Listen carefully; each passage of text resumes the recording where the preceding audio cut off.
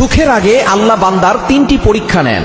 আপনারা যখন দেখবেন যে তিনটি পরীক্ষা আসছে, মনে করবেন যে আপনার কিছুক্ষণ পরেই সুখ আছে, কিছুদিন পরেই আপনার জীবনের স্বস্তি চলে আসতেছে। কারণ আল্লাহ পাক রব্বুল আলামিন নিজে বলে দিয়েছেন, কোরআন খোলেন 30 নম্বর পারা 16 নম্বর পৃষ্ঠার 14 নম্বর লাইন, সূরাতুশ শারহের 6 নম্বর আয়াতে আল্লাহ বলছেন, ইন্না মাআল উসরি ইউসরা, there is happiness after suffering. কষ্টের পরে সুখ আছে, কষ্টের পরে স্বস্তি রয়েছে। সুতরাং আপনার দুঃখ কষ্ট চিরস্থায়ী নয়, আকাশে মেঘ সব সময় থাকে না, আপনার কষ্টও থাকবে না। সুতরাং এই তিনটি পরীক্ষা আল্লাহ পাক রব্বুল আলামিন যখন নিবেন, মনে করবেন তারপরে আপনার সুখ আছে। এই সুখ দেওয়ার আগে আল্লাহ তাআলা তিনটি পরীক্ষা নেন। 1 নম্বর হচ্ছে ধৈর্যের পরীক্ষা। আল্লাহ তাআলা আপনাকে দেখতে চান যে আপনি ধৈর্য ধারণ করতে পারেন কিনা, আপনি ভেঙে পড়েন কিনা, আপনি আল্লাহর উপরে ভরসা করেন কিনা। এজন্য আল্লাহ তাআলা ধৈর্যের পরীক্ষা নেন।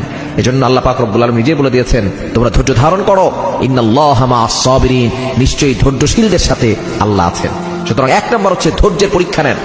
2 নম্বর হচ্ছে আল্লাহ পাক রব্বুল আলামিন কষ্টের পরীক্ষা নেন। আপনাকে আল্লাহ তাআলা বিভিন্ন ভাবে কষ্ট দিবেন। এই কষ্টে পড়লে আপনি হতাশ হয়ে যাবেন না। আল্লাহ তাআলা দেখতে চান যে বান্দা কষ্টে পড়লে আমি আল্লাহকে ভুলে যাই কিনা, আমি আল্লাহকে স্মরণ করে কিনা।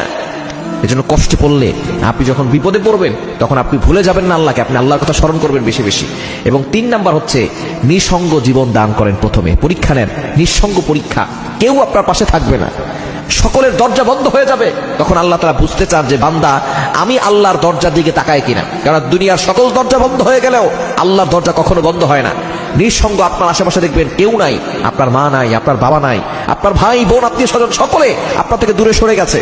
কেমন যেন আপনি সাগরের মাঝখানে আছেন, আপনাকে সাহায্য করার মতো, আপনাকে উপকারের মতো কাউকে পাচ্ছেন না। এই নিঃসঙ্গতা আপনাকে আল্লাহ তাআলা পরীক্ষা করার জন্য দেখছেন যে আপনি আল্লাহর উপরে ধৈর্য ধারণ করতে পারছেন কিনা, আল্লাহর উপরে ভরসা রাখতে পারছেন কিনা। এই 3টি পরীক্ষা আল্লাহ তাআলা সুখের আগে দেন। পরীক্ষা নেন, এরপর আল্লাহ তাআলা সুখের ব্যবস্থা করেন।